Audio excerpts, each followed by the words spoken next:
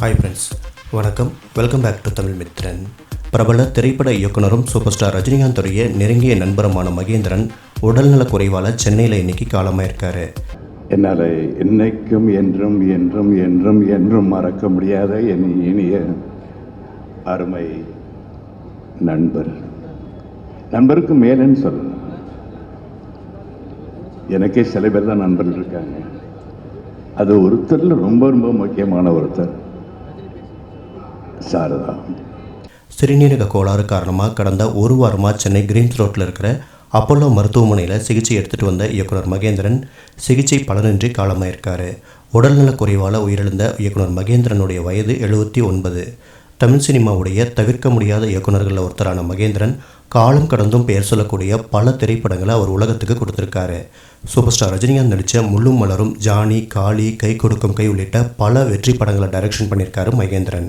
சிவாஜி கணேசன் நடித்த தங்கப்பதக்கம், ரெசிமூலம் உள்ளிட்ட பல படங்களுக்கு கதைவசனம் எழுதியிருக்காரு. உதிரி பூக்கள், மெட்டி போன்ற திரைப்படங்கள் என்றைக்கும் ரசிகர்கள் மனசில் பசுமையாக இருக்கக்கூடியவை. அந்த காலகட்டங்களில் இந்த படங்கள் புதிய பரிணாமத்தை வழங்கிய திரைப்படங்களாக பார்க்கப்பட்டுச்சு.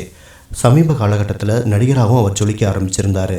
தளபதி விஜயுடைய தெரி, சூப்பர் ஸ்டார் ரஜினிகாந்துடைய பேட்டை, உதயநிதி ஸ்டாலினுடைய நிமிர், விஜய் சேதுபதியுடைய சீதக்காதி, அதர்வாவுடைய பூமரங் போன்ற திரைப்படங்களில் முக்கியமான கேரக்டரில் இயக்குனர் மகேந்திரன் நடிச்சிருந்தார்.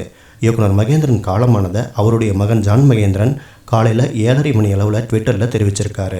சுமார் ஒரு வாரத்துக்கு முன்னாடியே இயக்குனர் மகேந்திரனுடைய உடல் கவலைக்கிடமாக இருக்கிறதா, தொடர்ந்து அப்பாவுக்காக பிரார்த்தனை பண்ணுங்க அப்படின்னு அவருடைய மகன் ஜான் மகேந்திரன் ட்விட்டரில் ரிக்வெஸ்ட் பண்ணியிருந்தார். இந்த நிலையில் கடந்த வாரம் மகேந்திரனுக்கு சிறுநீரக பிரச்சனை ஏற்பட்டதால் சென்னையில் இருக்கிற மருத்துவமனையில் அவர் சிகிச்சைக்காக சேர்க்கப்பட்டிருந்தார். ஆனால் சிகிச்சை பலன் இல்லாமல் இன்னைக்கு காலையில் அவருடைய உயிர் பிரிஞ்சிருக்கு.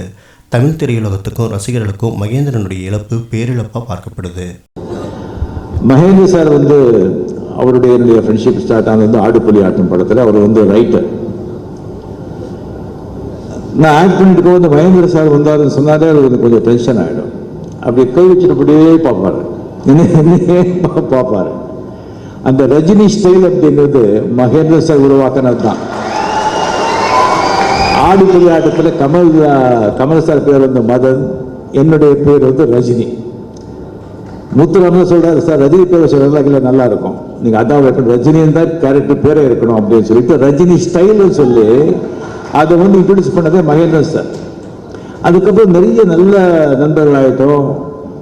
நல்ல பழகின பிறகு நான் அப்போ ரைட்டர் தான். நான் ஃபர்ஸ்ட் படம் என்ன படம் பண்ணுறேன்னு தெரியாது, பட் நான் படம் பண்ணால் நீங்கள் தான் ஹீரோ அப்படின்னு சொல்லிட்டே இருப்பார். அதுக்கப்புறம் முள்ளும் மலரும் அந்த படம் வேணுகோபால் செட்டியார் அவரே சொன்னார், நான் ஹீரோ சொன்ன அவங்க ஒத்துக்கலை.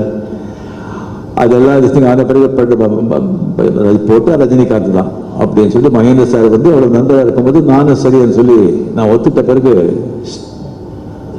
செட்டுக்கு போயிட்டு ஷூட்டிங் பார்க்கும்போது நான் முதல்ல பார்த்த மகேந்திர சார் வேற, அங்கே பார்த்த மகேந்திர சார் வேற. சிங்கம் புலி மாதிரி இருக்காரு.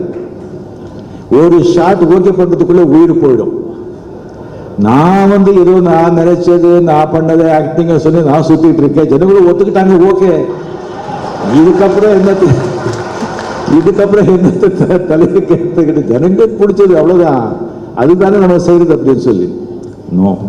இவரு அந்த பாலு மகேந்திர சார் சரி, அவரு இன்னும் ட்ரை பண்றாரு. நான் இந்த மாதிரி போயிட்டு இருக்கேன். சரி, எப்பவுமே முன்னால பேச சொல்றதை விட பின்னாலே சொல்றது தான் நம்ம காதுல ரொம்ப விழும். பின்னால பேசுறது தான் நம்ம மண்டையிலையும் ஏறும். முன்னால இவ்வளவு சொன்னா கூட மண்டையில ஏறாது.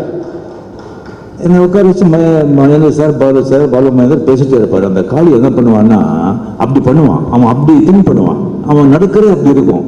அந்த மாதிரி காளி இருந்த எப்படி பிஹேவ் பண்றான்னு அப்படின்னு சொல்லிட்டு அதை பத்தி பேசிட்டு இருப்பாங்க.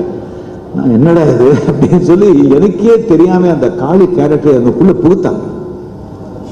எனக்குள்ள கொண்டு கெட்ட பையன் சார்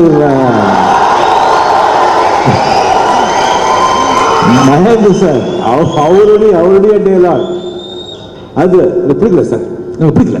அது எல்லாமே மகேந்திர சார் அப்படியே மாத்திட்டாங்க.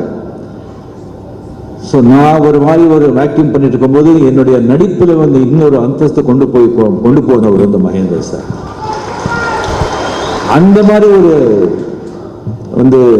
டைரக்டர் நான் பார்த்து கிடையாது. கேபி சார் ஒரு வாட்டி இன்டர்வியூ பண்ணும்போது யாரு கூட நடிப்பு ஆசைப்படுறேன் அப்படின்னு சொன்னால் நான் மகேந்திரா சாரோட மறுபடியும் டைரக்ஷனில் ஆக்ட் பண்ணுறது ஆசைப்படுறேன் அப்படின்னு தான் சொன்னேன். அண்ட் அவ்வளோ பெரிய நண்பர். அந்த முள்ளு மலரும் படம் பார்த்த பிறகு கே பாலச்சந்திர சார் எனக்கு ஒரு லெட்டர் எழுதியிருந்தார்.